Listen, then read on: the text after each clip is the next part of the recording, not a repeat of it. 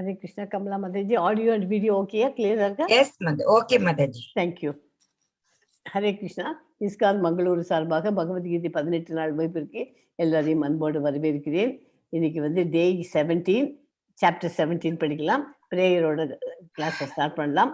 இது இஸ்கான் மங்களூரில் இருக்கிற ராதா கோவிந்தா டெம்பிளில் இருக்கிற டெய்டி.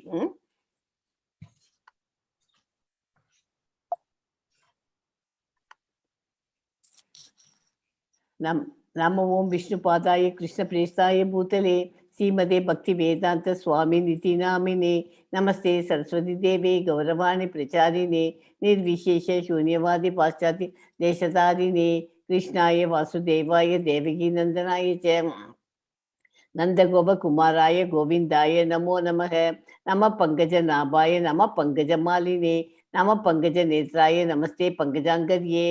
जय श्री कृष्णा चैतन्य प्रभु नित्यानंदा श्री अद्वैत गदाधारा श्री वासादि गौर भक्त वृंदा. हरे कृष्णा कृष्ण कृष्ण हरे हरे हरे राम राम राम हरे हरे. ओम नमो भगवते वासुदेवाय. ओम नमो भगवते वासुदेवाय. ओम नमो भगवते वासुदेवाय. ओम अज्ञान तिमिरन्धस्य ज्ञानाञ्जन शालाकाय चक्षुरुन्मीलितं येन तस्मै श्री गुरुवे नमः. हरे कृष्णा. हरे कृष्णा. நேற்றுக்கு என்ன படித்தோம்? சாப்டர் 16 படித்தோம். அதை பற்றி ஒரு ரீகேப் கொடுத்துட்றேன். ஒவ்வொரு மனிதனில் இருக்கும் தெய்வீக மற்றும் பிசாசு குணங்கள் இல்லைன்னா அசுர குணங்களின் பகுப்பாய்வு தான் 16ஆம் அத்தியாயத்தின் சுருக்கமாக படித்தோம். அசுர குணங்களை கொண்டுள்ளோர் சாஸ்திரங்களின் விதிகளை பின்பற்றாமல் மனம் போனபடி வாழ்ந்து கீழ்நிலை பிரிவியையும் பௌதீக பந்தத்தையும் பெறுகிறார்கள். ஆனால் தெய்வீக குணங்களை கொண்டுள்ளோர் சாஸ்திரங்களில் அதிகாரத்தன்மையை ஏற்று வரையறுக்கப்பட்ட வாழ்க்கை வாழ்ந்து படிப்படியாக ஆன்மீக பக்குவத்தை அடைகின்றார்கள். இன்னைக்கு சாப்டர் 17 படிக்கிறோம். அதை பற்றி ஒரு முன்னோட்டம் கொடுத்துறேன். பௌதீக இயற்கையின் முக்குணங்களுக்கு தகுந்தால் போல் தோன்றக்கூடிய 3 வகையான நம்பிக்கை உண்டு. ரஜோகுணத்திலும் தமோகுணத்திலும் நம்பிக்கை உள்ளோர் செய்யும் செயல்கள் நிரந்தரமற்ற பௌதிக விளைவுகளையே நல்குகின்றன. ஆனால் சாஸ்திர கோட்பாடுகளின்படி சத்துவகுணத்தில் செய்யப்படும் செயல்கள் இதயத்தை தூய்மைப்படுத்தி பகவான் கிருஷ்ணரின் மீது தூய நம்பிக்கையும் பக்தியையும் கொடுக்கிறது. இது வரைக்கும் நம்ம என்ன படிச்சுக்கோம்? டிவிஷன் ஆஃப் குணா அண்ட் கர்மா பார்த்தாச்சு. இன்னைக்கு படிக்க போற சாப்டர் பேரு டிவிஷன் ஆஃப் ஃபெய்த், அதாவது நம்பிக்கை விசுவாசம். அதை பத்தி பார்க்கலாம்.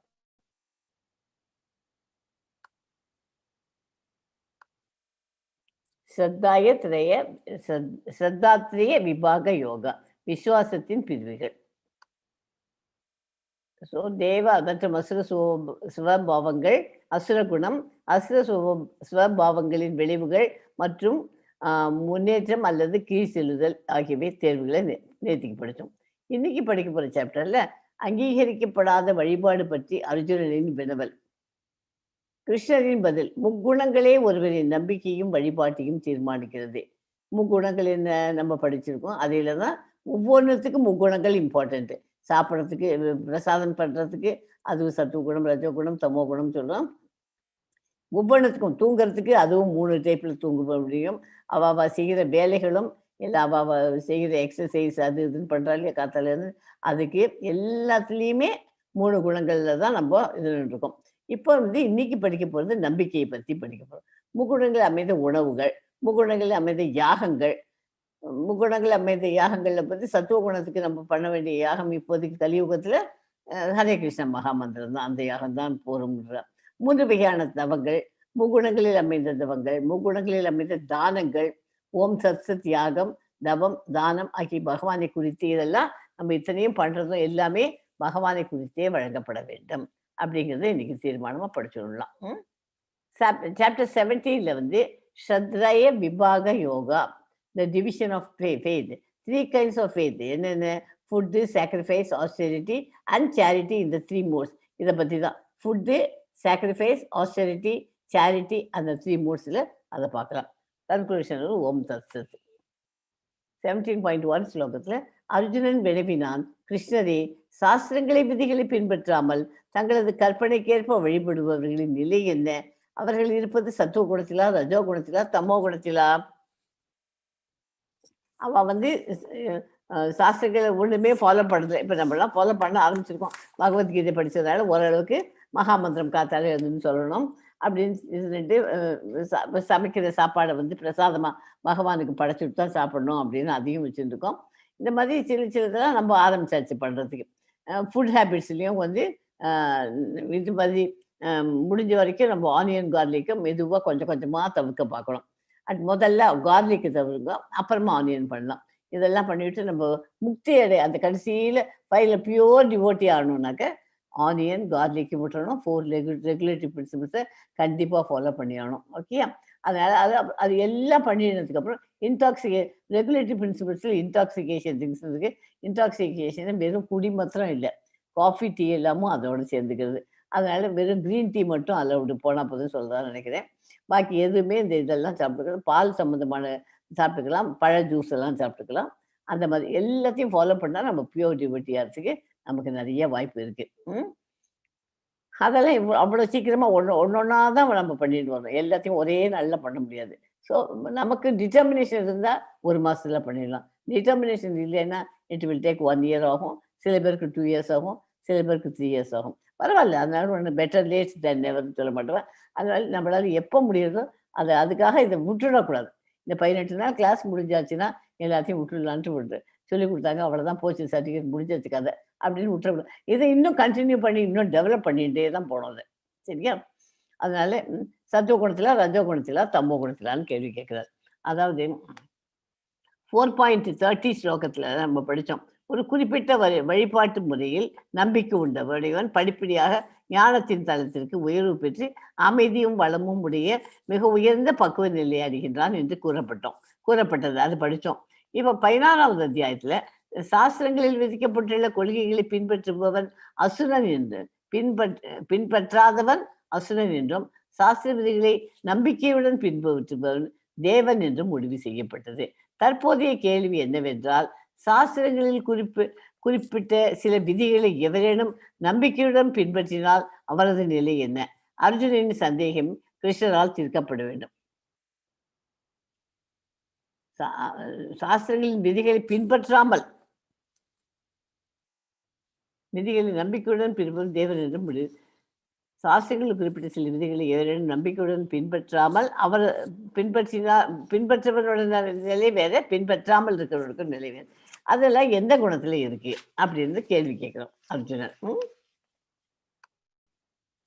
எஸ் 17.2 சொல்லுங்க கமலாஜி. ஹரே கிருஷ்ணா. சாரி, அன்மியூட்ல இருந்து மியூட்ல. ஸ்ரீ பகவான் வாச்ச த்ரிவிதா பவதி ஸ்ரத்தா தேஹினாம் சா ஸ்வபாவஜா சாத்விகி ராஜசி சைவ தாமசி சேதி தாம் ஸ்ருணு. புருஷோத்தமனான முழு முதல் கடவுள் கூறினார், உடல் பெற்ற ஆத்மாவின் சுபாவத்திற்கு ஏற்ப அவனது நம்பிக்கை சத்துவகுணம், ரஜோகுணம், தமோகுணம் என்று 3 வகைகளாக பிரிக்கப்படலாம். ஓகே, அதாவது அவர் என்ன சொல்றாரு, ஆத்மாவின் அவளோட சுபாவத்துக்கு ஏற்ப சத்துவ குணத்துல இருக்கலாம், ரஜோ குணத்துல இருக்கலாம், தமோ குணத்துல இருக்கலாம். நான் சத்துவ குணத்துல இருக்கிறதால எல்லாருமே சத்துவ குணத்துல இருக்கணும்னு யாரும் எதிர்பார்க்கல.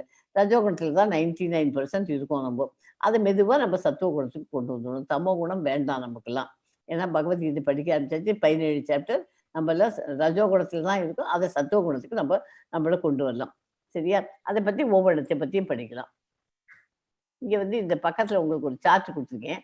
அது எப்படின்னாக்க, சத்துவ குணத்துக்காரெல்லாம் எப்படி இருப்பா? அவள்லாம் வந்து சத்துவ குணத்துக்காரெல்லாம் சுத்த சத்துவத்தில் இருப்பெல்லாம் பக்தி, பிரேமா, கிருஷ்ணா பக்தனா இருப்பா அவள்லாம்.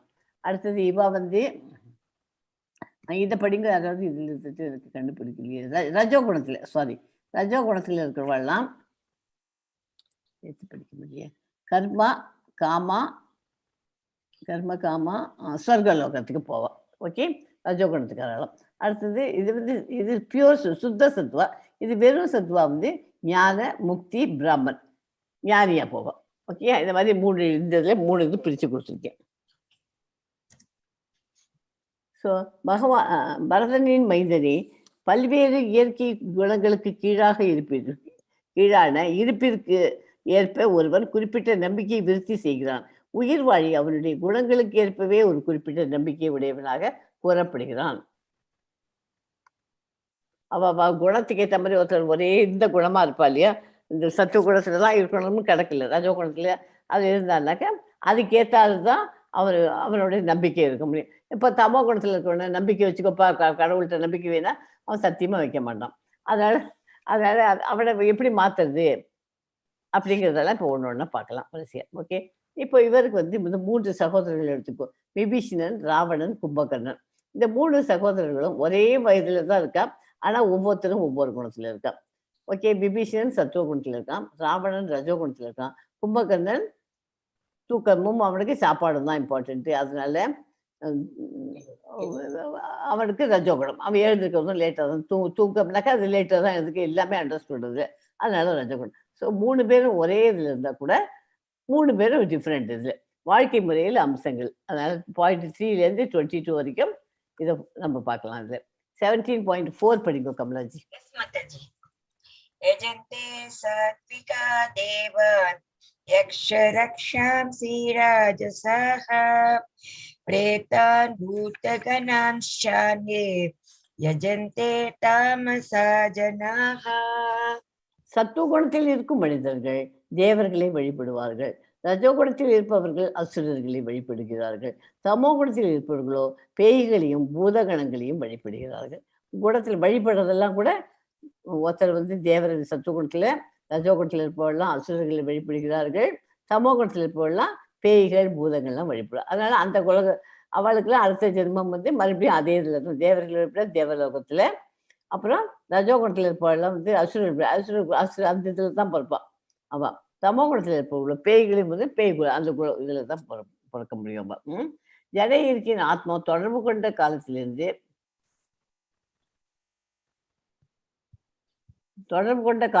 அதன் குணங்களுடன் ஆன தனது உறவிற்கு ஏற்ப அவன் பல்வேறு மனோநிலைகளை அடைகிறான்.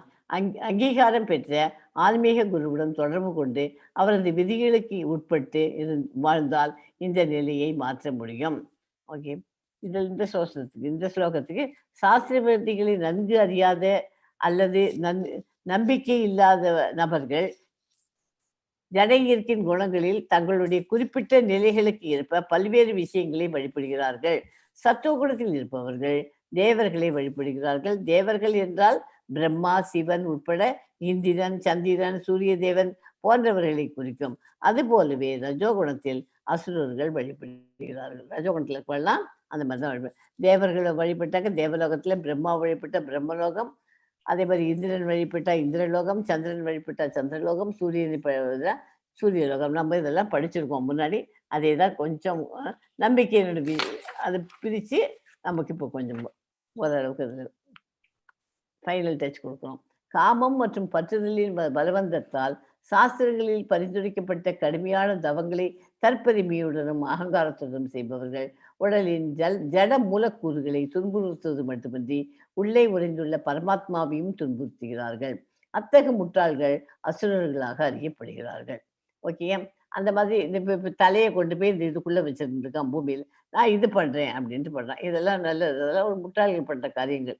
இந்த மாதிரி எப்படி மூச்சு விடுறது ஃபர்ஸ்ட் பண்ண முடியும், என்னால கண்ட்ரோல் பண்ண முடியும் அப்படிங்கிற இது அவசியம் இல்லை இல்லையா? அந்த மாதிரி நமக்கு எது கரெக்டோ அந்த மாதிரி தான் பண்ணணும். இதயத்திற்கு இதயமளிப்பவையாக உள்ள உணவே சத்துவ குணத்தில் இருப்பவனுக்கு பிரியமானவை. இதயத்துக்கு இது இருக்கணும். அதனால நம்ம சாப்பிட்ற சாப்பாட்டிலேருந்து அதை பார்த்து தான் பண்ணணும். இப்போ இந்த ஸ்லோகத்துக்கு தான் இதயத்துக்கு இதமளிப்பவையாக உள்ள உணவே சத்துவ குணத்தில் இருப்பவருக்கு பிரியமானவே. இந்த வாழை இலையில சாப்பாடு வச்சுன்னு சாப்பிட்றோம் இல்லையா? இப்போ வந்து இந்த பக்கம் பாயசம் வச்சுருக்கோம்.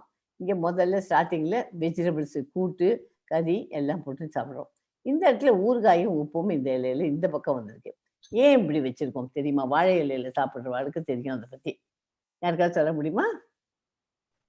சிம்பிள் தான், இது ஜென்ரலாக நம்மளாவே திங்க் பண்ணி சொல்லிடலாம்.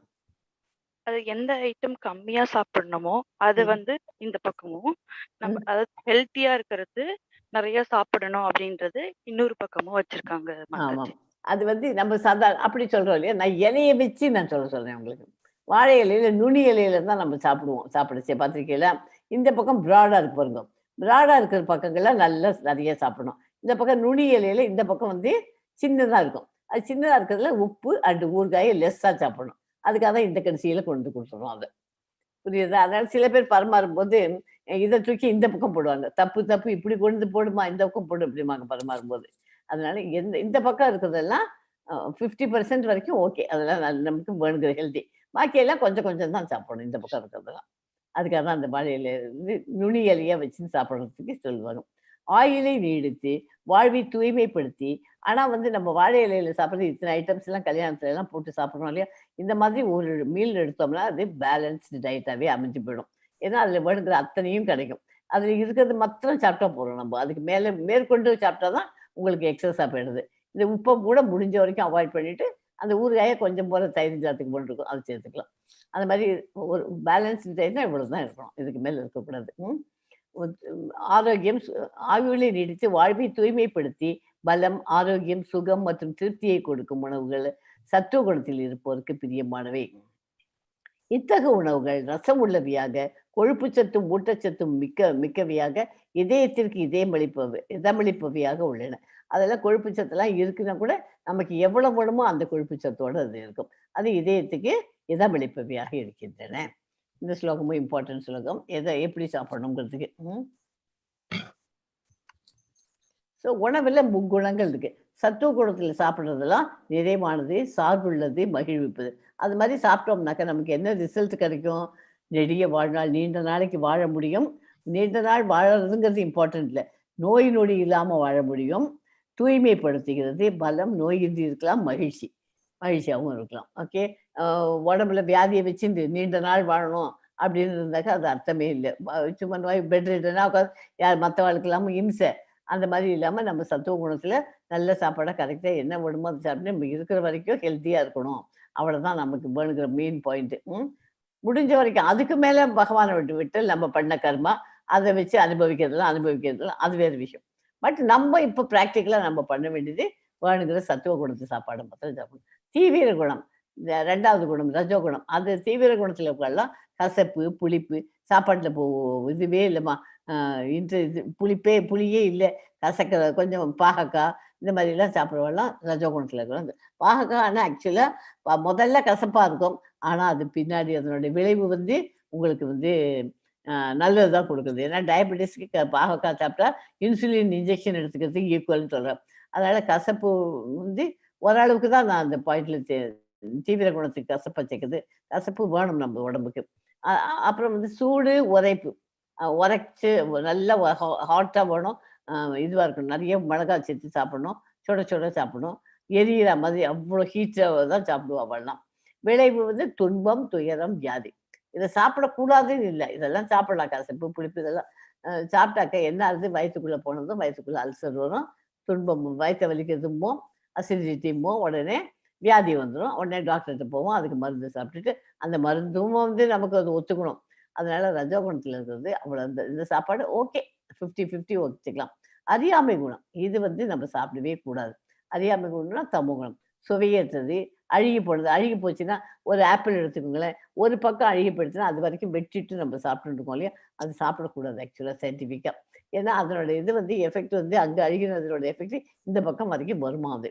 அதனால அதெல்லாம் சாப்பிடக்கூடாது. தீண்டத்தகாதது, அதாவது நான்வெஜ் எல்லாம் சில பேர் சாப்பிடல, அதெல்லாம் வந்து சாப்பிடக்கூடாது. ஏன்னா பகவத்கீதையை பொறுத்த வரைக்கும் சாப்பிட்றவாள் அதுக்காக நான் நிறுத்துன்னு நான் சொல்லலை. அவங்க இஷ்டம். அதாவது இதெல்லாம் தெரிஞ்சுட்டு நம்ம அதுக்கப்புறம் நம்மளா மாற்றிக்கணும். ஓகே. இந்த மாதிரி இதெல்லாம் சாப்பிட்டா நோய் தொற்று நோய் தொற்றுன்னா என்ன? வியாதி வரும், நோய் மாசுபடுத்தும், இளமையில் சீக்கிரத்தில் மரணம். இது அறியாமை குணத்தில் இருக்கல. நீங்கள் சீக்கிரமாக மரணமாகிற வேலையிலும் நீங்கள் எடுத்து செக் பண்ணி திங்க் பண்ணி பார்த்தேன்னா அவளுக்கு இந்த மாதிரி ஹேபிட்ஸ் எல்லாம் இருக்கும். ஓகேயா? அதனால உணவின் முக்குணங்கள் எப்படி? அது நம்ம சாப்பிட்றத வச்சு தான் நம்மளுடைய விளைவு தெரியும் அதனோடது இல்லையா? எஸ்மா. 17.9 படிங்க கமலாஜி.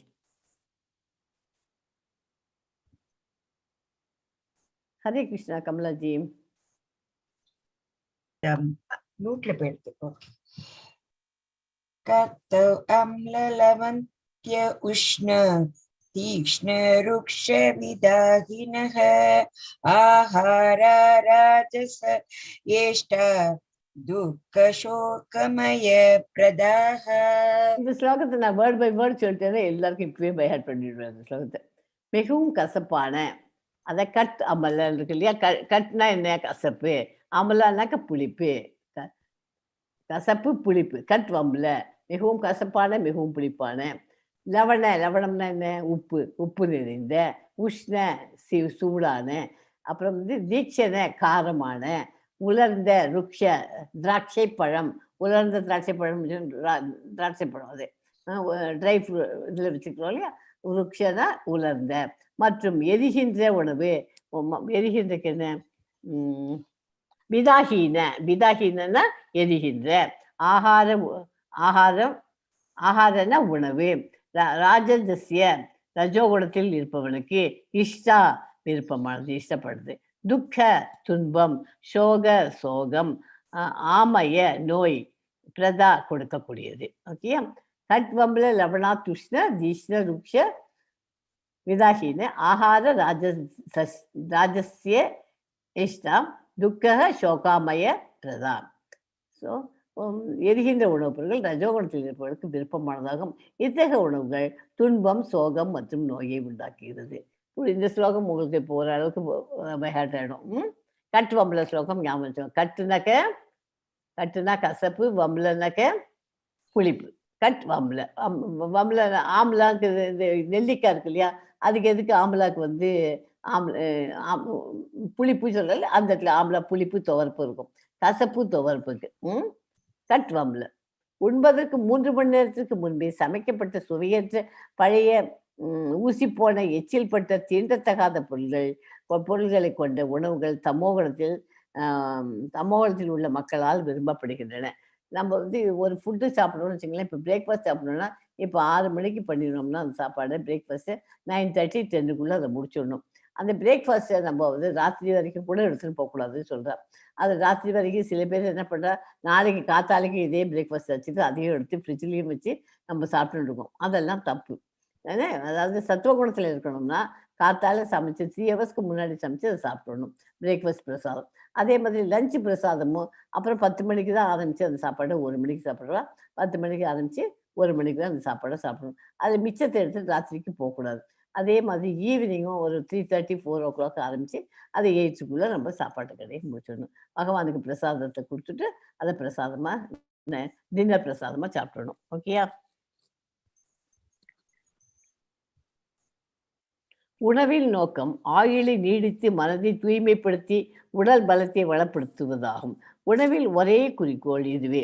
சாப்பிடுவதற்கு 3 மணி நேரத்திற்கு முன் தயாரிக்கப்பட்ட உணவு, சிதைந்த மற்றும் புழுக்கமான உணவு மற்றும் எச்சங்கள் இருள் பயன்முறையில் இருப்பவர்களுக்கு மிகவும் பிடித்தது. தமோ குணத்தில் உள்ள மக்களால் விரும்பப்படுகின்றன. பத்திரம் புஷ்பம் பலம் தோயம் பரமபுருஷ பகவானால் ஏற்றுக்கொள்ளப்படும் பொருள்களில் பக்தியும் அன்புமே தலை சிறந்தது என்பது உண்மையே. இருப்பினும் பிரசாதம் குறிப்பிட்ட விதத்தில் தயாரிக்கப்பட வேண்டும். உணவை களங்கமற்றதாக சுவையானதாக மாற்ற ஒருவன் அதனை பரமபுருஷ பகவானுக்கு நெய்வேத்தியம் செய்தல் அவசியம். அந்த உணவு என்ன பண்ணினாலும் சரி, நம்ம ஒரு சாதமும் ஒரு பருப்பும் டால் சாவல் தான் பண்ணுறோம் அன்றைக்கினா அதையும் பகவானுக்கு பிரசாதமாக சொல்லிட்டு சாப்பிட்டா அதுக்கு ஒரு டேஸ்டே கிடைக்கும். ஒன்றுமேல ஒரு வாட்டரை கொண்டு போய் ஒரு கிளாஸில் தோயம்னு சொல்லி கொடுத்துருக்கேன், ஒரு கிளாஸ் தோயத்தை கொண்டு போய் வச்சு பகவானுக்கு நெய்வேத்தியம் கிருஷ்ணார்ப்பணம்னு சொல்லிவிட்டு ஒரு ஸ்லோகம் இருக்குதுலாம், அதெல்லாம் படித்து அப்படி பண்ணி அப்படி கூட பண்ணுவேன். வேறு என்ன, கிருஷ்ணார்ப்பணம் கொண்டு போய் வச்சுட்டு அந்த வாட்டரை எடுத்து குடிச்சு பாருங்க, அந்த டேஸ்ட் அதுக்கு டேஸ்ட்டு உண்டு. நீருக்கு சுவை இல்லைன்னு நினச்சிட்டு இருக்கோம், நீருக்கு நல்ல சுவை உண்டு. So you are what you eat. நம்ம என்ன சாப்பிட்றோமோ அதை வச்சு நம்ம எப்படிப்பட்டவாறு கண்டுபிடிச்சிக்கலாம். நம்ம என்னெல்லாம் சாப்பிட்ணும், பைனாப்பிள் சாப்பிட்லாம், கேரட்டு சாப்பிட்லாம், ப்ராக்கோலி சாப்பிட்லாம், கீரை வகைகள் நிறையா சாப்பிட்ணும்.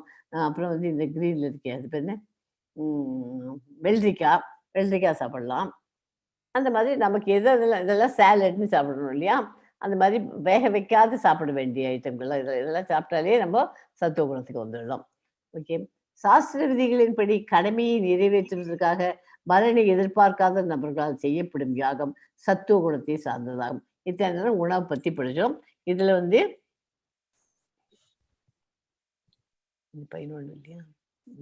மனதில் ஏதேனும் ஒரு நோக்கத்துடன் யாகம் செய்வது பொதுவான தன்மையாகும். ஆசைகள் எதுவுமின்றி யாகம் செய்ய வேண்டும். கடமையை நிறைவேற்றுவதற்காக செய்யப்பட வேண்டும். இந்த தியாகம் சத்துவ குணத்தை சார்ந்ததாகும். எதுக்கோ நமக்கு இந்த மாதிரி எனக்கு எனக்கு ஒரு ஜோசியர் சொல்லிருக்காரு, எங்க வீட்டுல இன்னைக்கு இது பண்ண அவ உடம்பு ரொம்ப இதுவா இருக்கு, அதுக்கு நீங்க யாகம் பண்ணுங்கன்னு சொல்றாங்க. வீட்டுல யாகங்கள்லாம் பண்றோம் இல்லையா? அந்த மாதிரி எல்லாம் பண்றதுக்கு அவ்வளவு எக்ஸ்பென்சிவா பண்ண நம்ம ஏதாவது நமக்கு கிடைக்கணும் அப்படிங்கிறதுக்காக பண்ணக்கூடாது. அது நம்ம இதுவா பண்ணி இப்போ கிருஷ்ணர்கிட்டலாம் நம்ம எப்படி வேண்டிக்கிறோம், ஜஸ்ட் லைக் தட் நம்ம மட்டுக்கும் பகவானுக்கு வேண்டிட்டு நம்ம பண்ணிகிட்டே இருக்கோம். எதுக்கு வேண்டிட்டேனாக்கா மொத்தமா ஜென்ரலா நல்லா இருக்கணும், அவ்வளோதான். இதுக்கு குறிப்பிட்டதுக்கு வேணும், எனக்கு பணம் வேணும், அது அப்படி வேண்டிக்கவே வேணும். அவருக்கு தெரியும் நமக்கு எவ்வளவு பணம் எப்போ கொடுக்கணும்னு அவருக்கு தெரியும். அந்த டயத்துல கொடுப்பாரு. ஓகே. ஆனாலும் ஏதேனும் பௌதிக நன்மையை அடைவதற்காக அல்லது தற்பெருமைக்காக செய்யப்படும் யாகம் மனிதர்களின் தலைவினை ரஜோகுணத்தை சார்ந்தது என்பது. சில பேர் பப்ளிசிட்டிக்காக அந்த யாகம் பண்ணுவான். அதெல்லாம் ரஜோகுணத்தில் இருக்கிறது தான் அது ஆகும். சொர்க்கலோகத்திற்கு உயர்வு பெறுவதற்காக இந்த உலகில் ஏதேனும் பௌதிக நன்மை பெறுவதற்காக யாகங்கள் சடங்குகள் செய்யப்படுகின்றன. அது ரஜோகுணத்துக்காரர்களுக்கு.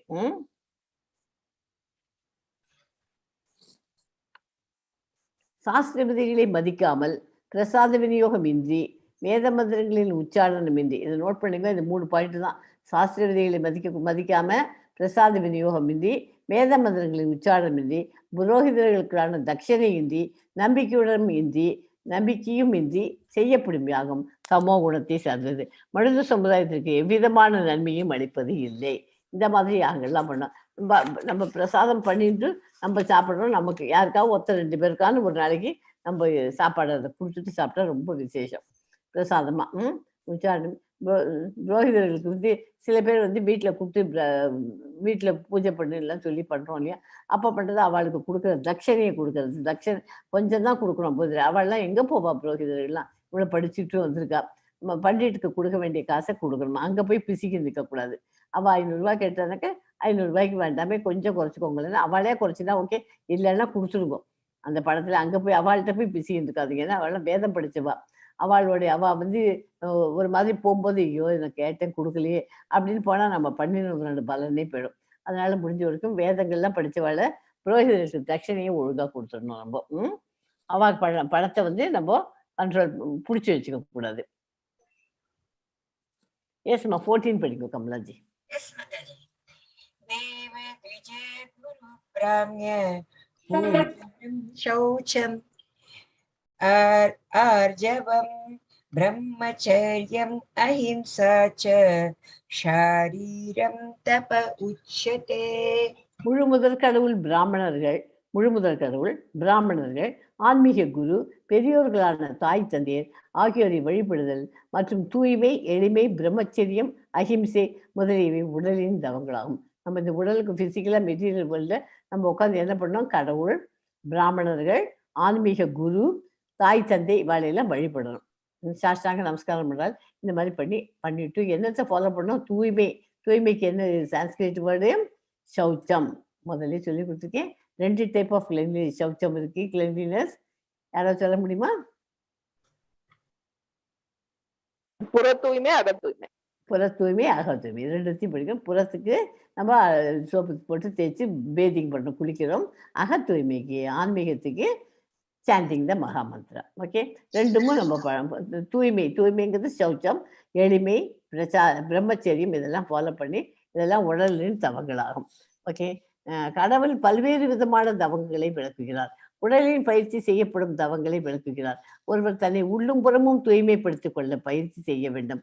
நடத்தையில் எளிமையாக இருப்பதற்கும் கற்றுக்கொள்ள வேண்டும். நடத்தையில நான் பெரிய ஆளுப்பா, நான் பெரிய இது அப்படின்னு அகந்தியோடு இருக்கக்கூடாது. எவ்வளவு பெரிய ஆளா இருந்தாலும் உங்கள்கிட்ட அதாவது இந்த புல்லு மேல நம்ம நடந்தா கூட அந்த புல்லு வளைஞ்சு கொடுக்குமே வழியே, ஆனா மறுபடியும் அப்புறமா தலை நூக்கி நிற்கும். அந்த மாதிரி இருக்கணும், புல்லு மாதிரி இருக்கணும். நம்ம நடந்துட்டு நீ வச்சு மிதிச்சா கூட அது தலையை தூக்கி, ஆனா மிதிக்கச்சே தலையை வணங்கிதான் அது காமிச்சுதான் கொடுக்கும். அது அப்படியே நிமிர்ந்து நிக்கிறது இல்லை புல்லு இல்லையா? அந்த மாதிரி நம்ம வாழ்க்கையை நம்ம வாழணும். எளிமையா இருப்பது கற்றுக்கொள்ள வேண்டும். சாஸ்திரப்படி உடல் உறவு திருமண வாழ்வில் மட்டும் அனுமதிக்கப்படுகிறது. இல்லிசிட் செக்ஸ் வச்சுக்க கூடாது. திருமணம் பண்ணிட்டு இருக்கிற வாழ்க்கைக்கு இருக்கிறதுக்கு அலவுடுது. கிரகஸ்தர்களாக இருந்து பக்தி யோகம் பண்ண முடியாதுன்னு கிடையாது. கிரகஸ்தர்களாக இருந்து அவளுக்கு அலோடு ஹஸ்பண்ட் ஒய்ஃபாக இருக்க முடியும் அப்படிங்கிறத அலோவ் பண்ணினதுனால அவள் வந்து கிரகஸ்தர்கள் பக்தி யோகத்தில் வர முடியும், சாஸ்திர விதிகள் எல்லாம் ஃபாலோ பண்ண முடியும். அவள் அதே இது வந்து இல்லிசிட் செக்ஸுக்கு போனாக்க தப்பு. ஓகேயா? சாஸ்திர உடன்படி உடல் உறவு திருமண வாழ்வில் மட்டுமே அனுமதிக்கப்படுகிறது. இதுவே உடலை அடிப்படையாக கொண்ட தவமாகும். உடலை அடிப்படையாக கொண்ட தவம் என்ன? கணவன் மனைவிக்குள்ள உறவு மட்டும்தான், வேறு எதுவும் கிடையாது. தாய் தந்தையை வழிபடுதல் மற்றும் தூய்மை, எளிமை, பிரம்மச்சரியம், அஹிம்சை முதலியன உடலின் தவங்களாகும். அதெல்லாம் உடலுடைய தவங்களாகும். ஓகே, இதுல வந்து 6 கோஸ்வாமி இருக்கார். 6 கோஸ்வாமியில் ரூபா கோஸ்வாமி மற்றும் சனாதன கோஸ்வாமி சகோதரர்கள். அவ 2 பேரும் பெரிய பணக்கார வீட்டுல இருந்துவா. ஜீவா கோஸ்வாமி ரூபா மற்றும் சனாதனின் மருமகன். ரகுநாத பட்டா கோஸ்வாமி, கோபால பட்டா சுவாமி, ரகுநாத தச கோஸ்வாமி அவர்கள் சரியான கடினமான வாழ்க்கையை குறித்து. இவெல்லாம் வந்து they represent the perfect austerity in austere life. அந்த மாதிரி லைஃப், கடுமையான தவம் வாழ்ந்து அந்த மாதிரி பண்ணுவான். இவெல்லாம் எல்லாருக்குமே பணம் காசு இல்லாம இந்த மாதிரி நிலைமைக்கு வரல. இப்ப நம்ம இஸ்கான் பிரசிடென்ட் எல்லாம் அவர் ஒரே புள்ள, அப்பா அம்மாவுக்கு எக்கச்சக்கமா சொத்துக்கள்லாம் இருக்கு. அவெல்லாம் இருந்துட்டு அவர் எதுக்கு சன்னியாசியா இருக்காரு? அவர் வந்து ஆன்மீகத்துல அவர் முன்னேறிட்டார், பியூர் டிவோட்டியா போயிட்டார் கிருஷ்ணா கான்சியஸ்ல. அவர் இதுல அவருக்கு நாட்டம் ஜாஸ்தியா போனதுனால சிம்பிளிசிட்டி அந்த மாதிரி இதுல இருக்கிறது எல்லாத்தையும் அவர் ஃபாலோ பண்ணிட்டு இப்படி 27 வருஷமா அவர் ப்ராக்டிஸ் பண்ணிட்டு இருக்காரு. அதனால எல்லாராலையும் அதை பண்ணவும் முடியாது. அவர் பண்றதுக்கு நமக்கு துப்பும் கிடையாது. அந்த மாதிரி அதுக்கெல்லாம் மனசு ரொம்ப வைராக்கியம் வேணும், கண்ட்ரோல் பண்றதுக்கு இது இருக்கணும். அதை பண்ணி எதுக்கு சொல்ல வரேன்னா, அதாவது பணம் காசு இல்லை தான் இந்த மாதிரி ஒரு துண்டை கட்டி ஏழையா நிக்கிறா அப்படின்னு நினைச்சுக்க கூடாது. அவள்கிட்ட பணம் காசு எல்லாம் எக்கச்சக்கமா இருக்கு அவள்கிட்ட. இருந்தாலும் அவ சிம்பிள் லைஃப் லீடு பண்ணணும்னு ஏற்பாடு பண்ணிட்டு வர. தே டோன்ட் லைக் இந்த மெட்டீரியல் வேர்ல்டு. அவளுக்கு பிடிக்காம சின்ன வயசுலேருந்தே அவர் அது மாதிரி ப்ராக்டிஸ் பண்ணிட்டு வந்து இன்ஃபோசிஸ்ல வேலை பார்த்துருந்து நம்ம பிரசிடென்ட். அதை வேலை பார்த்துனதுக்கு கூட அவரால் அந்த திருப்தியாக அதை பண்ண முடியல. அதனால அவள் அம்மாட்ட சொல்லிட்டு 27 வயசு வருமா, பிடெக் ஐஐடியில் படித்தவர். எல்லாத்தையும் இதுன்னுட்டு அப்புறமா வந்துட்டு அவள் அம்மாவுக்கு கொஞ்சம் முதல்ல வந்து, அப்புறமா வந்து இப்போ அப்பா அம்மாவும் அவள் கூட வந்து இப்போ நம்ம கிளாஸ் எல்லாம் 18 days கிளாஸ் எல்லாம் அவள் எல்லாமும் எடுக்கிறாள். 3 PM ஹிந்தியில் வரணும், அங்கே போய் கேளுங்கோ. அவள் அம்மா எடுக்கிறா. 7 PM அப்பா ஈவினிங் நைட்டில் வந்து அப்பா எடுக்கிறார். ஸோ அந்த கிளாஸ் எல்லாமும் இருந்துற. எதுக்கு சொல்ல வரேன்னா, கோஸ்வாமி எல்லாம் அவெல்லாம் வந்து சிம்பிள், ரொம்ப they want to lead a simple life. எல்லாத்தையும் விட்டுட்டு இருந்தேன். இந்த முதல்ல 2 பிரதர்ஸ் சொன்னேன், ரூபா கோஸ்வாமி சனாதன், பெரிய பெரிய இதில் பெரிய ராஜாக்கு வீட்டில் பரம்பரையில வளர்ந்து அவெல்லாம். அவள் வந்து எல்லாத்தையும் விட்டுட்டு கவர்மெண்ட் ஒன்றா அவள்கிட்ட பிடுங்க. அங்கெல்லாம் அவளுக்கு சண்டையே போடல. ஏன் பிடிங்கிறா? ஏன்னா அவளுக்கு அது ஒன்றுமே வேண்டாம்னு அவள் தீர்மானம் பண்ணிட்டா இல்லையா? ஒன்றா எடுத்துக்கிறாளா, எடுத்துட்டு போகும் அப்படின்னு எல்லாத்தையுமே விட்டுடுதான். கடைசியில் அவள்கிட்ட மிஞ்சி போயிருக்க உடனே ஒரு பிளாங்கெட், இவாள் இந்த மாதிரி சன்னியாசி ஆகிற சமயத்தில் ஒரு பிளாங்கெட் ஒன்று எடுத்துன்னு வந்திருக்கா. எடுத்துன்னு வரும்போது அந்த பிளாங்கெட் வந்து நல்ல காஸ்ட்லி பிளாங்கெட். ஏன்னா ராஜா பரம்பரையில் இருக்கிறவாவா.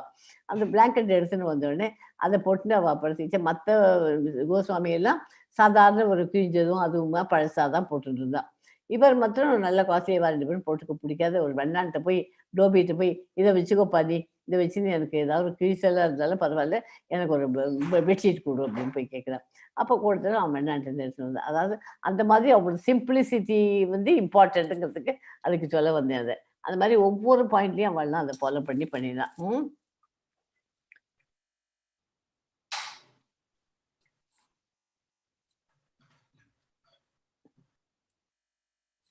ஓகே, எஸ் 17.15 படிக்கும் கமலாஜி. எஸ் மாதாஜி. அனுவேககரம் வாக்யம் சத்யம் பிரியஹிதம் சயத் ஸ்வாத்யாயாத்யசனம் சைவ வாங்மயம் தப உச்யதே. உண்மையானதும் இனிமையானதும் நன்மை அளிப்பதுமான பேச்சு, பிறரது மனதை துன்புறுத்தாத பேச்சு, வேத இலக்கியங்களை முறையாக உச்சரித்தல் ஆகியவை வாக்கின் தவங்களாகும். வாயிலேருந்து வர வார்த்தை வந்து நம்ம மற்றவாளுக்கு நம்ம போய் திட்டுன்னு இருக்கிறத விட இனிமையா பேசி அவளுக்கு நம்மளால ஒரு உபயோகம் கிடைக்குமா அப்படிங்கிற மாதிரி தான் நம்ம பேச்சு இருக்கணும். மற்றவாளை போயிட்டு நம்ம பேசுகிற பேச்சு அவள் மூஞ்சிலேயே முழிக்க மாட்டேன் அப்படின்னு ஒதுங்கி போயிடுற மாதிரி, அந்த அளவுக்கு துன்பப்படுற மாதிரி பேசக்கூடாது. வேத இலக்கியங்களை முறையாக கத்தரிக்கிறதுக்கு அதுக்கு உச்சரிக்கிறது இதெல்லாம் வாக்கின் தவங்களாகும். ஓகே, பேச்சின் திறமை என்பது உண்மையான மகிழ்வளிக்கும் நன்மை பயக்கும் மற்றவர்களுக்கு கிளர்ச்சி அளிக்காத சொற்களை பேசுவதிலும் வேத இலக்கியங்களை தவறாமல் வாசிப்பதிலும் அடங்கும். ஓகே, இதுல வந்து 17.15 ஸ்லோகத்துக்கு வந்து முக்கியமா ஒன்று சொல்ல, ஒரு ஆசிரியர் தன் மாணவர்களுக்கு அறிவுரை வழங்குறார். இந்த மாதிரி நீ உண்மையை பேசு அப்படின்னு சொல்லி கொடுக்குற, அது சந்தேகமே இல்லை, அவர் உண்மையை தான் சொல்லித்தரார். ஆனா அதே ஆசிரியர் வந்து நீங்க திருடக்கூடாது, பொய் சொல்லக்கூடாதுன்னு கிளாஸ்ல சொல்லி தந்துட்டு அவர் வெளியில போயிட்டு பொய் சொல்லக்கூடாது, அவர் வெளியில போயிட்டு பிரின்சிபல் அங்கேருந்து வர வந்து பார்த்த உடனே அந்த ஆசிரியர் என்ன சொல்றார், என்னப்பா நீ சீக்கிரமா கிளம்பிட்டேன். இல்லை சார், இல்லை அப்படிலாம் இல்லை, நான் வந்து கிளாஸ்ல பசங்களை கொடுத்துட்டு பாத்ரூம் போறேன் அப்படிங்கிறது. அவர் ஆனால் ஆக்சுவலாக அவர் பேக் பண்ணிட்டு வீட்டுக்கு போறார், பொய் சொல்றார்.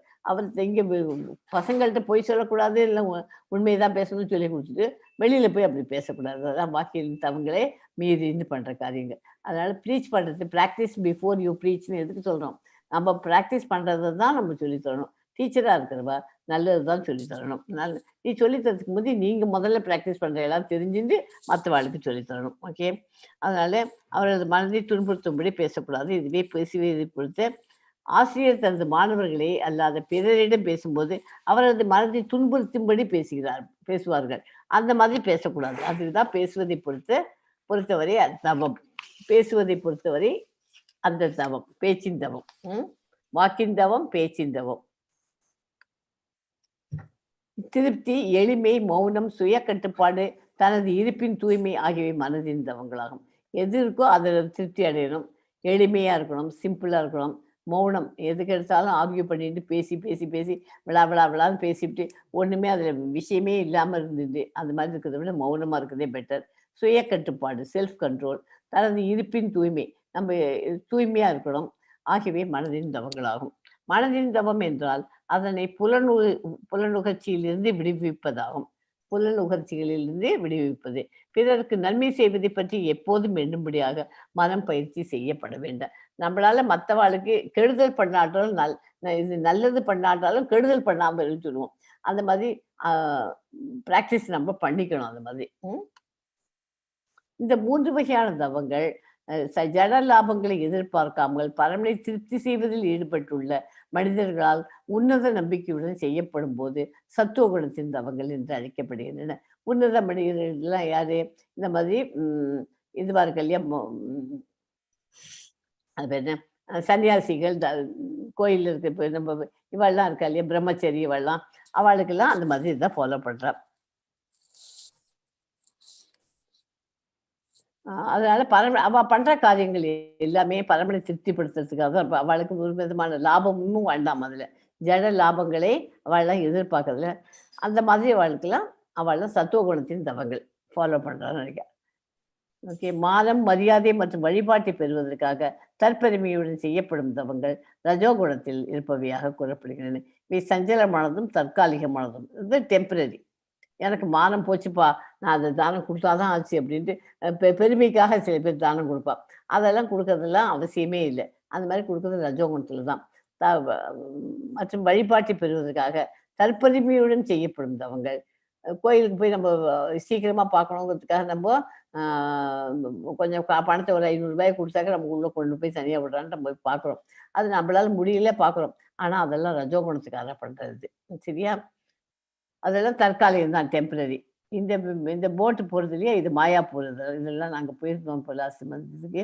அதுக்கு தான் அதை போட்டு இது கோவர்தன் இதுக்கும் போயிருந்தோம். கோவர்தன் பரிக்கிரமா. அப்புறம் வந்து இது விருந்தாவன் பரிக்கிரமா. விருந்தாவன் பரிக்கிரமா இது பிக்சர் சொல்றேன்.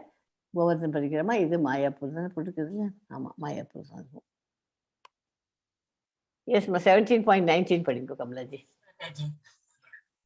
மூடகிராஹேனாத்மனோ யத் விதயா க்ரியதே தபஹ பரஸ்யோத்சாதனார்த்தம் வா தத்தாமசம் உதாஹ்ருதம்.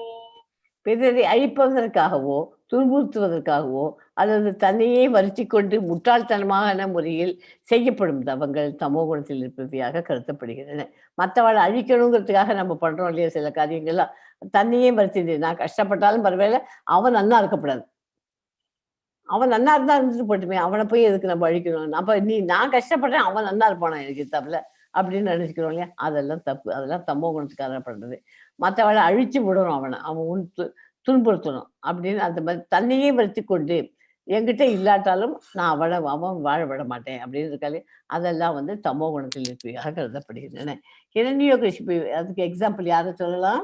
ஒவ்வொன்றுத்துக்கும் ஒரு எக்ஸாம்பிள் நம்ம கூடவே வச்சுக்கணும். ஹிரண்யகசிபை போன்ற அசுரர்கள் முட்டாள்தனமான தவங்களுக்கு உதாரணமாக விளங்குகிறார்கள். கடுமையான தவத்தை மேற்கொண்டு அமரத்துவத்தை பெற்று தேவர்களை கொல்ல விரும்பினான். இத்தகு விஷயங்களுக்காக பிரம்மாவை வழிபட்டான். இறுதியில் பரமபுருஷ பகவானால் கொல்லப்பட்டான். அசாத்தியமான ஒன்றிற்காக தவங்களை புரிவது நிச்சயமாக தமோ குணத்தை சார்ந்ததாகும். ஹிரண்யகசிபு போன்ற அசுரர்கள். சரியா? இந்த இதுக்கு அசுரர்கள் இந்த இதுக்கு நம்ம ஹிரண்யகசிபு நம்ம எடுத்துக்கணும் எக்ஸாம்பிளா. கடமையிலிருந்து வழங்கப்படும் தொண்டு திரும்ப எதிர்பார்க்காமல் சரியான நேரத்தில் மற்றும் இடத்தில் ஒரு தகுதியான நன்மை பயக்கும் விதத்தில் கருதப்படுகிறது. பலனை எதிர்பார்க்காமல் கடமையை நிறைவேற்றுவதற்காக தகுந்த நபருக்கு முறையான இடத்தில் முறையான காலத்தில் கொடுக்கப்படும் தானம் சத்துவ குணத்தில் இருப்பதாக கருதப்படுகிறது. ஒரு புண்ணிய ஸ்தலத்தில் சூரியன் அல்லது சந்திரகிரகணம் சமயத்தில் தகுதி வாய்ந்த ஒரு பிராமணனுக்கு, ஒரு வைஷ்ணவனுக்கு, பக்தருக்கு கோயில்களில் தானம் கொடுக்கப்படுகிறது. சரி, இது அப்புறமா ஒரு ஸ்லோகம் படிச்ச உடனே சொல்றேன். கமலா மத்தாஜி, இந்த ஸ்லோகம் படிச்சுட்டே இல்லையா? 20. பலனை எதிர்பார்க்காமல் கடமையை நிறைவேற்றுவதற்காக தகுந்த நபருக்கு முறையான இடத்தில் முறையான காலத்தில் கொடுக்கப்படும் தானம் சத்துவ குணத்தில் இருப்பதாக. இவெல்லாம் வந்து இப்போ உங்களுக்கு புக் டிஸ்ட்ரிபியூஷன் கொடுவ, அதை கொடுத்துட்டு அவள் கொடுக்குற காசு அவளுக்கு ஒண்ணுமே அதுல வேண்டாம். புரியுது? அவள் வந்து கடமையை தான், அவளுக்கு கடமை. புக் டிஸ்ட்ரிபியூஷனுங்கிறது அவளுக்கு ஒரு இது இருக்கு. அது மாதிரி அவளோட கடமையை செய்யறதுக்காக அதை பண்ணிட்டு இருக்கா. அந்த மாதிரி பண்ற தானம் சத்துவ குணத்தில் இருப்பதாக தெரியப்படுகிறது.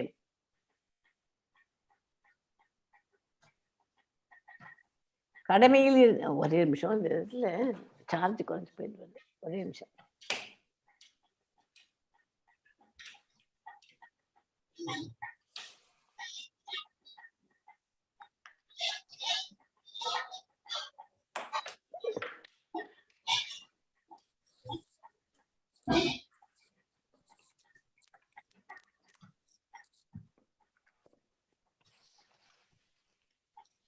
எஸ், அந்த மாதிரி பண்ணணும். கடமையில் இருந்து வழங்கப்படும் தொண்டு திரும்ப எதிர்பார்க்காமல் சரியான நேரத்தில் நன்மை பயக்கும் விதத்தில் கருதப்படுகிறது. பலனை எதிர்பார்க்காமல் கடமையை நிறைவேற்றுவதற்காக தகுந்த நபருக்கு முறையான இடத்துல கொடுக்கணும். ஒரு புண்ணிய ஸ்தலத்தில் சூரிய கிரகணம், சந்திர கிரகணம் அப்போ போறச்சு என்ன பண்றோம்? என் பேர்ல என்னோட ஸ்டார்ல வந்து என்னோட நட்சத்திரத்துல கிரகணம் பிறந்திருக்கு அப்படின்ட்டு கோயில போய் இதுல போய் இதுல தண்ணியில போய் அத்தக்கரையில போய் குளிச்சுட்டு நம்ம அங்க இருக்கிற பிராமணருக்கு நம்ம ஏதாவது கொடுக்குறோம், தானம் கொடுக்குறோம்னா நமக்கு வந்து பண்டிட் சாஸ்திரிகள் சொல்லி கொடுத்துருப்பார், நீங்க இந்த தானம் கொடுங்க அப்படின்ட்டு. ஸோ அதை வாங்கி எடுத்துட்டு போய் நம்ம கொடுக்கறதுக்காக போவோம். அது மாதிரி கொடுக்கறச்சே நீங்க வந்து பலனை எதிர்பார்க்க, எனக்கு நல்லது நடக்கணும், என்னோட கஷ்டங்கள்லாம் தீர்ந்து போகணும் அப்படின்ட்டு தான் நீங்க அவள்கிட்ட கொடுக்குறீங்க இல்லையா? அது மாதிரி நீங்க எதுவுமே திங்க் பண்ணாத கொடுங்க. அந்த மாதிரி அத்தகைய தானங்கள் எந்த பலனையும் எதிர்பாராமல் செய்யப்பட வேண்டும். ஆனால் நான் தானம் அது கொடுக்கிறவருக்கு, யாருக்கு தானம் கொடுக்கிறீர்களோ அது வந்து இரக்கத்தின் காரணமாக ஏழைகளுக்கு வழங்கப்படுகிறது. தானம் பெறுவதற்கான தகுதி அந்த ஏழை மனிதனிடம் இல்லாவிட்டால் அந்த தானத்தினால் எந்த ஆன்மீக முன்னேற்றமும் இருக்காது. நீங்க கொடுக்குற ஏழையா இருந்தா கூட அவன் அந்த தானத்தை வாங்குறதுக்கு தகுதி உடையவனா அப்படின்னு தெரிஞ்சுன்னு கொடுக்கணும். ஏன்னா அந்த வாங்கிட்டு அதை கொண்டு போய் கடையில வித்தான்னு வச்சுங்களேன், அதுல உங்களுக்கு ஒண்ணுமே நல்ல வேஷ்டியை கொடுக்குறேன், நல்ல ஒரு 4 கிலோ அரிசியை கொடுக்கணும் அப்படின்னு அந்த ஏழைக்கிட்ட கொண்டு போய் கொடுக்குறது.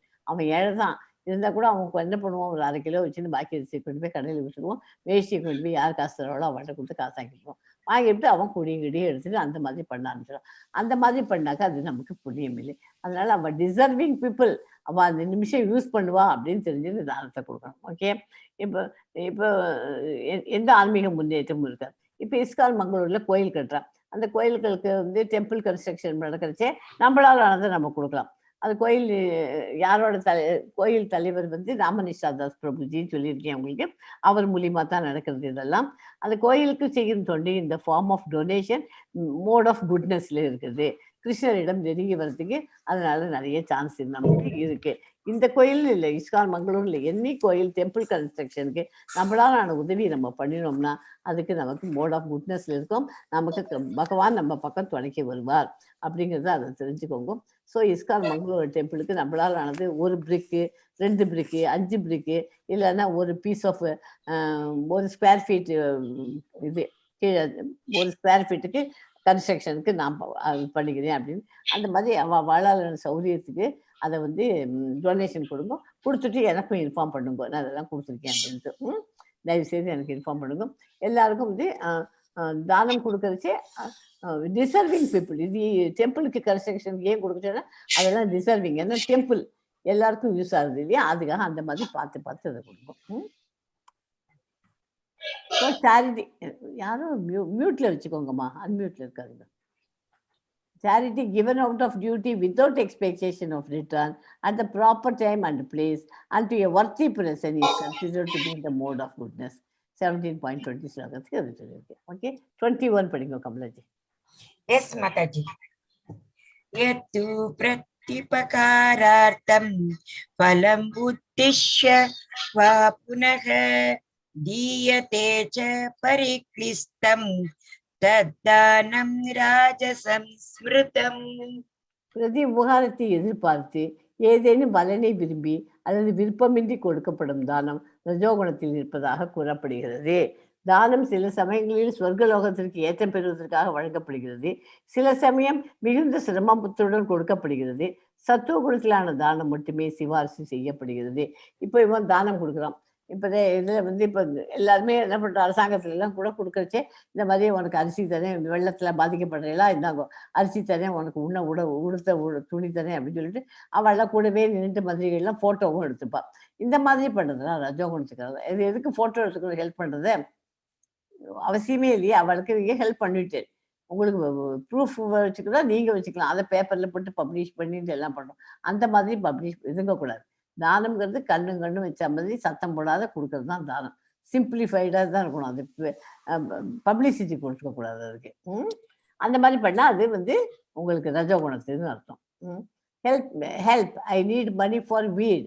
எனக்கு கெட்ட காரியம் பண்ணுறதுக்கு அது வீடு தானே நியாயமாக இருக்கிற காரியம் இல்லை. களை பிடுங்கி எறிகிற மாதிரி வீடு சொல்ல மாட்டேன், வேண்டாத கலை அந்த மாதிரி இருக்கிறதுக்கு எனக்கு சிகரெட் பிடிக்கணும், குடி குடிக்கணும், என்னால் குடி குடிக்காமல் இருக்க முடியாது, கெஞ்சா அடிக்கணும் அப்படிங்கிறதுக்கெல்லாம் பணம் கொடுக்கணும். இந்த மாதிரி தூய்மையற்ற இடத்தில் முறையற்ற காலத்தில் தகுதியற்ற நபர்களுக்கும் அல்லது தக்க கவனமும் மரியாதையும் இன்றி வழங்கப்படும் தானம் சமோ குணத்தை சார்ந்ததாக கூறப்படுகிறது.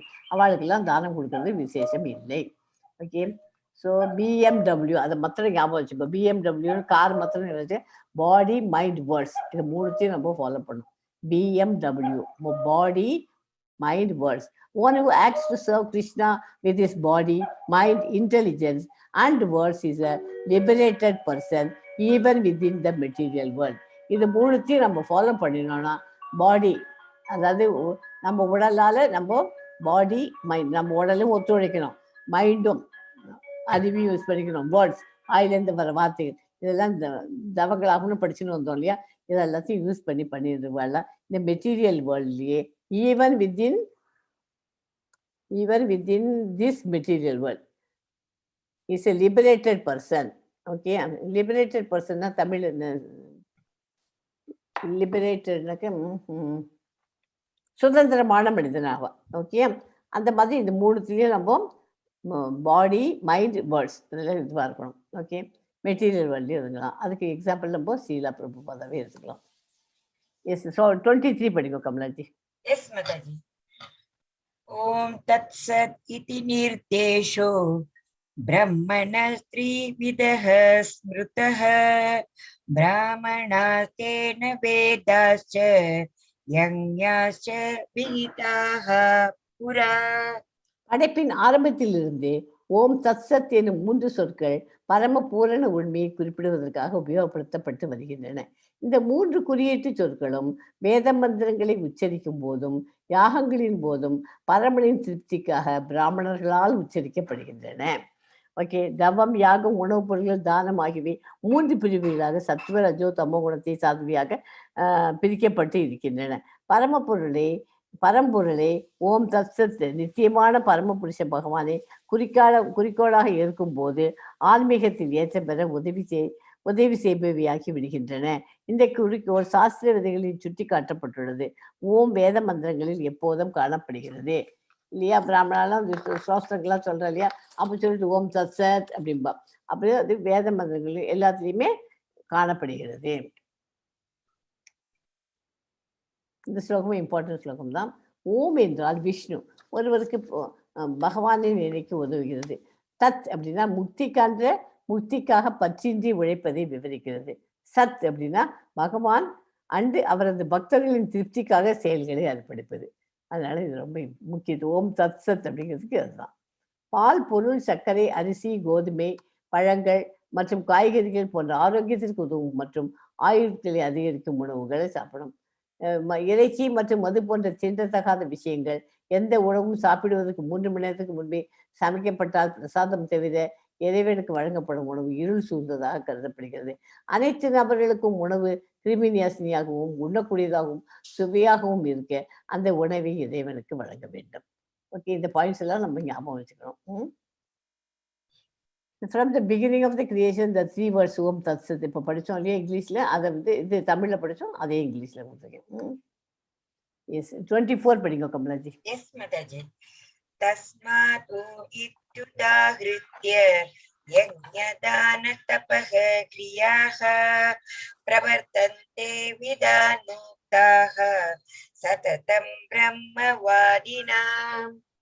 எனவே பரமனை அடைவதற்காக சாஸ்திர விதிகளின்படி யாகம், தானம், தவம் ஆகியவற்றை மேற்கொள்ளும் ஆன்மீகவாதிகள் அவற்றை ஓம் என்பதுடன் தொடங்குகிறார்கள். விஷ்ணுவின் தாமரை திருவடிகளில் உள்ள உன்னத பக்தியின் தலமாகும். தாமரை திருவடிகளே பக்தியின் உன்னத பக்தியின் தலமாகும். எல்லாவற்றையும் பரமபுருஷ பகவானுக்காக செய்தல் எல்லா செயல்களின் பக்குவத்தை உறுதிப்படுத்துகிறது. எஸ் மா 25 படிங்க கமலாஜி. ஹா மாதாஜி. எஸ் மாதாஜி.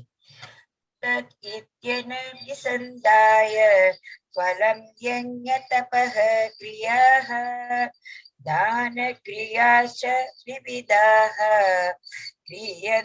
கிரியதந்தே மோக்ஷ காம்ஷிபிஹி. மரணை எதிர்பார்க்காமல் பல்வேறு வகையான யாகம், தவம் மற்றும் தானத்தினை தத் என்னும் சப்தத்துடன் மேற்கொள்ள வேண்டும். அத்தகைய உன்னத செயல்களின் நோக்கம் பௌதிக பந்தத்திலிருந்து விடுபடுவதாகும். ஆன்மீக நிலைக்கு உயர்வு பெற வேண்டுமானால் ஒருவர் எந்த விதமான பௌதிக லாபத்திற்காகவும் செயல்படக்கூடாது. பக்திமயமான யாகத்தின் நோக்கம் பூரண உண்மையே. இது சத் என்னும் சொல்லினால் குறிப்பிடப்படுகிறது. பிரித்தாவின் மைந்தனே, அத்தகைய யாகத்தை செய்பவரும் சத் எனப்படுகிறார்கள். மேலும் புருஷரை திருப்திப்படுத்துவதற்காக செய்யப்படும் யாகம், தவம் மற்றும் தானத்தின் செயல்களும் சத் என்று அழைக்கப்படுகிறது. அவன் சத்துள்ள மனுஷன் அப்படின்னு சொல்றோம் இல்லையா? சில பேரை பார்த்து சத்துனா என்ன?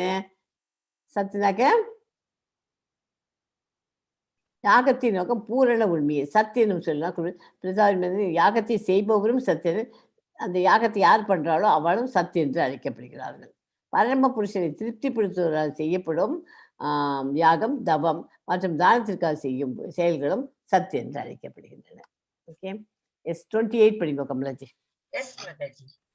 அஸ்ரத்தயா யுதம் தத்தம் தபஸ்தப்தம் கிருதம் சயத் அசத் இத்யுச்யதே பார்த்த நச தத் பிரேத்ய நோயிஹ.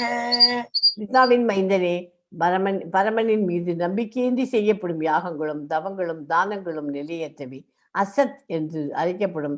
இவை இப்பிறவியில் மட்டுமின்றி அடுத்த பிறவியிலும் பயனற்றவை. அசத்துன்னு வந்துருத்தீங்க. முதல்ல படிச்சது சத்து படித்தோம், இப்போ அசத். அசத்துனா என்ன? பரம மேல நம்பிக்கை இல்லை, யாகங்களும் தவங்களும் தானங்களும் அவெல்லாம் நிலையற்றவை, அசத் என்று அழைக்கப்படுமே. இந்த பிறவியில மற்றவர்கள் அடுத்த பிறவியிலும் பயன் இல்லை, அதனால பயனே கிடையாது. உன்னதமான குறிக்கோள் இன்றி எதை செய்தாலும் அவை பயனற்றவை. ஒரே வார்த்தையில. பிரிதாவின் மைந்தனே, பரமனின் மீது நம்பிக்கையின்றி செய்யப்படும் யாகங்களும் தவங்களும் தானங்களும் நிலையேற்றவை அசத் என்று அறியப்படும் இவை இந்த பிறவியில் மட்டுமின்றி அடுத்த பிறவியிலும் பயனற்றவை. கட்டுண்ட நிலையில் தேவர்கள், பேய்கள், குபேரன் முதலிய யக்ஷர்களை வழிபடுவதில் மக்கள் மிகவும் ஆவலாக உள்ளார்கள். சத்துவகுணம் ரஜோகுணத்தையும் தமோ குணத்தையும் விட சிறந்தது. இருப்பினும் கிருஷ்ண உணர்வை நேரடியாக ஏற்றுக்கொள்பவன் ஜட இயற்கையின் 3 குணங்களுக்கும் அப்பாற்பட்டவன். இந்த 17வது அத்தியாயத்தின் கருத்து கிருஷ்ண உணர்வை நேரடியாக ஏற்றுக்கொள்ளுதல் அவசியம்.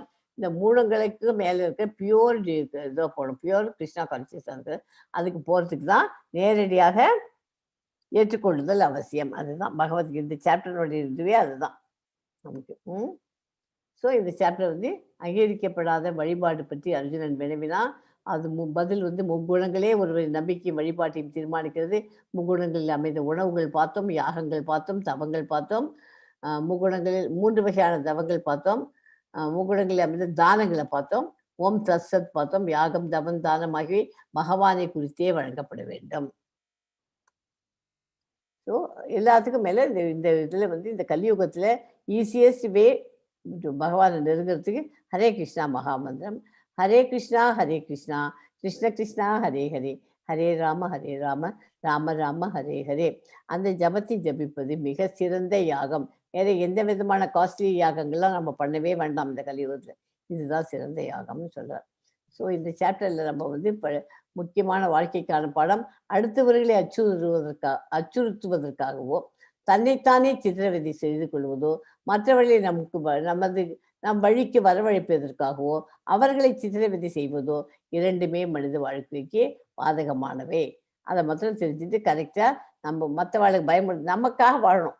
நம்மளோட இதை மாத்திரம் பார்த்துக்கணும். மற்றவாளை போய் பயமுறுத்தி அவளை நம்ம வழிக்கு கொண்டு வரணும், அவளை சித்திரவதை பண்ணணும் அப்படின்னு நம்ம வச்சுக்கூடாது. இதுதான் இரண்டுமே இந்த மாதிரி 2 டைப்பும் மனித வாழ்க்கை பாதகமானவை. இதுதான் இந்த வாழ்க்கைக்கான பாடம் இந்த சாப்டர்ல நம்ம கற்றுக்கணும். So the gift which is given out of duty at the proper time and place to a worthy person and without expectation of return is considered to be the charity in the mode of goodness. யாருக்கு நம்ம உபயோகம் பண்ணணுமோ, இந்த இடத்துல இந்த குழந்தை வந்து கையில் ஒரு இது வச்சிருக்கு, for ISKCON Mangaluru temple construction நம்ம கொடுக்கறதெல்லாம் மோட் ஆஃப் குட்னஸ்ல போய் சேர்ந்துடுது. அதுக்காக தான் இந்த படம் போட்டு உங்களுக்கு சொல்லியிருக்கேன். அதனால நல்ல காரியங்களுக்கு தானம் டொனேஷன் கொடுங்க. ஸோ இது வந்து ஹரே கிருஷ்ணா ஹரே டிவோட்டீஸ் அப்படின்னு இவர் இஸ்கான் பிரசிடென்ட் சொல்கிற லெட்டர் ஒன்று போட்டிருக்கேன். We are extremely grateful to each and every one of you for your overwhelming and enthusiastic participation in our online courses. அதனால வந்து நெக்டர் ஆஃப் கீதாவை நீங்களாம் படிச்சுக்கிறது. we are starting construction new டெம்பிளுக்கு உங்களாலான உதவியை கொடுன்னு கேட்குறார். You may contribute as per your wish. Your donations will also help us to continue conduct all courses of Bhagavad Gita for free. எல்லாமே ஃப்ரீயாக தான் நாங்கள் சொல்லித்தரோம். You will be updated regularly about our temple daily and other programs. Daily டெம்பிளில் என்ன நடக்குது எல்லாத்தையும் பார்த்துக்கோ. கமலா மாதாஜி உங்களுக்கு போட்டிருப்பாங்க, அதை பார்த்துட்டு வாட்ஸ்அப்பில் அன்னைக்கு ப்ரோக்ராம்ஸ் டெம்பிள் ப்ரோக்ராம்ஸ் பார்த்துக்கோ. Please let us know if you have any questions. Your feedback and suggestions will be highly appreciated. All glories to Bhagavad Gita. Thank you once again. அப்படின்னு நம்ம நாமநேஷா தாஸ் உங்களுக்குலாம் சொல்ல சொன்னார் இதை. ஸோ இதை போட்டிருக்கோம். டொனேஷன் கொடுங்க. டொனேஷன்னா இந்த ஃபார்ம் ஆஃப் எதில் வேணாலும் உங்களுக்கு சௌரியமாக தான். இல்லை என்கிட்ட காசு பற்ற முடியாது, என்கிட்ட ஒரு மூட்டை அரிசி கொடுக்க முடியும் அப்படின்னா ஒரு மூட்டை அரிசியை கொடுங்க. நம்மளால என்ன முடியுமோ அதை கொடுக்கலாம். பூக்கடை பூ வியாபாரியாக இருக்கலாம், சரி பூக்களை எடுத்து கொண்டு ஒரு மாதத்துக்கு நான் பூ சப்ளை பண்ணுறேன் அப்படின்னு கொடுக்கும். என்னென்ன நம்மளால முடியுமோ அதை பண்ணலாம். ஓகே, இது தான் பண்ணணும், பணமாக தான் கொடுக்கணும் அப்படின்னு எந்த விதமான இதுவுமே கிடையாது. டொனேஷன் கொடுக்கறதுக்கு வந்து அவ்வளோ தானம் வந்து அவ்வளோ விசேஷம். இல்லைன்னா ஒரு பசுக்களுக்கு இந்த கோஷாலாம் இருக்கு இல்லையா, அதுக்கு அந்த பசுக்களுக்கு ஏதாவது கொடுக்கும், பசுக்கள் சாப்பிட்றதுக்கு காசு ஏதோ ஒன்றுக்கு நம்மளால வந்து கொடுக்கணும். ஸோ இவர் எதுக்கு இந்த அப்பீல் விட்டுருக்காருன்னா, இப்போ டெம்பிள் கன்ஸ்ட்ரக்ஷன் ஸ்டார்ட் ஆகிடுச்சு, அதில் வந்து அந்த கன்ஸ்ட்ரக்ஷனுக்கு உங்களால் ஆனது ஹெல்ப் பண்ணுங்கிறதுக்காக சொல்லியிருக்காரு. ஸோ டெம்பிள் கன்ஸ்ட்ரக்ஷன் எப்படி இருக்குன்னு உங்களுக்கு ஃபர்ஸ்ட் டேயே படம் போட்டு காமிச்சிட்டேன். இந்த மாதிரி அன்னதான ஹால், ஃப்ரீ பிரசாதம், கெஸ்ட் ஹவுஸு, அக்காமடேஷன் இதெல்லாம் வந்து 2024ல் முடிஞ்சிடும். இந்த பிளாட்டை வாங்கிட்டார். இந்த பிளாட்டில் பண்ணிட்டுருக்கார். எஸ்டிமேட்டட் காஸ்ட் அவருக்கு வந்து 15 கோடி வரைக்கும் ஆகலாம் மொத்தமாக டோட்டல். அதனால தான் எல்லாத்தையும் கலெக்ஷன் பண்ணுறாரு. அதில் வந்து நம்ம ஓரளவுக்கு நம்ம பண்ணிடுறோம்னா இந்த கோயிலுக்கு நான் டொனேஷன் கூட கொடுத்துருக்கேன். நம்ம ஃப்யூச்சரில் சொல்ல நம்ம குழந்தைகள்ட்டையும் நம்ம பெருமையாக சொல்லிக்க முடியும். அதனால எல்லாரும் இதுக்கப்புறம் லெவல் 2, லெவல் 3க்கெல்லாமும் நீங்கள் ஜாயின் பண்ணிக்கலாம்னு அதில் போட்டிருக்கு. இந்த கிளாஸ் முடிஞ்ச உடனே அதெல்லாம் படிக்கும். இதெல்லாம் முடிஞ்சோடனே ஒரு பெரிய யூனிவர்சிட்டியாகவே அதை கொண்டு வரணும்னு அவர் ஆசைப்படுறார். 2014லேருந்தே இன்னும் கிராண்டாக இருக்கும். அதில் பெரிய எல்லாருமே ஃபாரினர்ஸ்லாம் வந்து தங்குற அளவுக்கு அதில் கெஸ்ட் ஹவுஸும் கட்டின்னு இருக்கார். அதை கட்டினு அதனால் ரொம்ப கிராண்டாகவே இருக்க போகிறது. நம்மளும் போய் தங்கலாம். எப்போ நம்மளும் போய் தங்கலாம். ஓரளவுக்கு ரீசனபிள் ப்ரைஸு. அது லைஃப் மெம்பர்ஷிப் வாங்கிட்டோம்னாக்கா யார் வேணாலும் அங்கே போய் தங்கிக்க முடியும். முன்னாடியே புக் பண்ணிட்டேன்னா நீங்கள் போய் தங்கிக்கலாம். ஓகே. இப்போ நான் உங்களுக்கு வந்து ஒரு குட்டி கதை ஒன்று சொல்கிறேன் இதில், இந்த சாப்டரில். எப்படின்னா, துரோணாச்சாரியன் கண் பரிசோதனை பறவை கண் பரிசோதனை. ஒரு பறவை இருக்கு. அர்ஜுனன் ரொம்ப சாதகமாக இருக்கான். அர்ஜுனனுக்கு இங்கே ரொம்ப சாதகம் பண்ணி கொடுக்குறேன். மற்ற வேலையெல்லாம் நீங்கள் கவனிக்கதே இல்லைன்னு அவன் மேலே குற்றம் சாட்டான். அதை வந்து இந்த துரோணாச்சாரியர்கிட்ட போய் எல்லாரும் குத்தமாக குறையா சொன்னான். அதை வந்து இந்த சரி நான் அவன்கிட்ட பண்ணியிருக்கேங்களே, இப்போ நிரூபித்து காமிக்கலாமா அப்படின்னு ஒரு மரத்தில் பறவையை ஒன்று பண்ணினார். அதை கொண்டு போய் அந்த ஒரு மரத்தில் கொண்டு போய் வைக்கிறார். அதை வச்சுட்டு அதை வந்து இந்த ஒரு சிம்பிள் டெஸ்ட் ஒன்று கொடுக்குறேன் உங்களுக்கு. எல்லாரும் வந்து கூப்பிட்டு எல்லாரும் அந்த மரத்தில் என்ன அந்த அந்த மரப்பறவையின் கண்ணை தாக்க சொன்னார். ஆனால் அவர்கள் அம்புகளை தளர்த்துவதற்கு முன் ஒவ்வொருவரும் ஒவ்வொரு கேள்வி. என்ன பண்ணோம்? அந்த அம்புகளை வீசுறதுக்கு முன்னாடி ஒருத்தர் அந்த மரத்துல என்னப்பா இருக்கு, என்ன பாக்குறீங்க அப்படின்னு கேட்குறேன். அது யுதிஷ்டர் வந்து ஒரு மரப்பறவை இருக்குங்களாம். கிளை தெரியுது, மரம் தெரியுது, அதெல்லாம் தெரியுது அப்படின்னா. மற்ற பறவை எல்லாம் உட்காந்துக்கு பாக்குறீங்களா. இதெல்லாம் பார்த்த உடனே மற்றவெல்லாம் அதே மாதிரியே ஒருத்தரும் சொன்னது. இவன் சொன்ன யுதிஷ்டன் சொன்ன உடனே அதே மாதிரியே எல்லாரும் சொல்ல ஆரம்பிச்சார். அம்புக்குரிய எல்லாரையும் கீழே போடுங்கன்னு. உடனே அர்ஜுனன் மேல நம்பிக்கை வந்துட்டு அவர் நம்பிக்கையோட சொல்றார், அர்ஜுனா அந்த பறவையிலேருந்து உன்னால என்ன பார்க்க முடியுது? அந்த மரத்துல ஒரு பறவையினுடைய கண்களை மட்டுமே என்னால் பார்க்க முடியுதுன்னு சொல்லிட்டோம். அவர் சரியாக நிரூபிக்கப்பட்டதால் துரோணாச்சாரியார் சிரித்தார். மற்றவர் வேறு விஷயங்களில் தங்கள் கண்களை வைத்திருந்தார்கள். ஆனால் அர்ஜுனன் தனது இலக்கு பறவையின் கண் மீது மட்டுமே தன் கண்களை வைத்திருந்தான். அர்ஜுனன் பதில் இலக்கை நோக்கி கவனத்தை நெறிப்படுத்தும் திறன்களின் பிரதிபலிப்பாகும். செறிவு என்பது நாம் இங்கிருந்து கற்றுக்கொள்வது. இதுல இருந்து அதுதான் நம்ம கற்றுக்கணும். அதாவது நம்ம ஒரு ஒர்க் பண்ணோம்னா அது ஃபுல் கான்சன்ட்ரேஷனோட நம்ம அந்த ஒர்க்கை பண்ணணும். நம்ம என்ன பண்றோம்? அந்த ஒர்க்ல பாதி பண்றோம், இன்னொரு ஒர்க்ல போயிட்டு நம்மளால கான்சன்ட்ரேஷன் பண்ண முடியல. இப்போ படிக்கணும்னா படிக்கணும், அந்த டயத்துல அந்த வேலை தான் பண்ணணும். தூங்கணும்னா தூங்கணும், அந்த டயத்துல அப்படி பண்றதை நம்ம கற்றுக்கணும். அர்ஜுனன் மற்ற மாணவர்களைப் போலவே இருந்தான். அவரை தனிமைப்படுத்தியது அவருடைய விருப்ப சக்தி.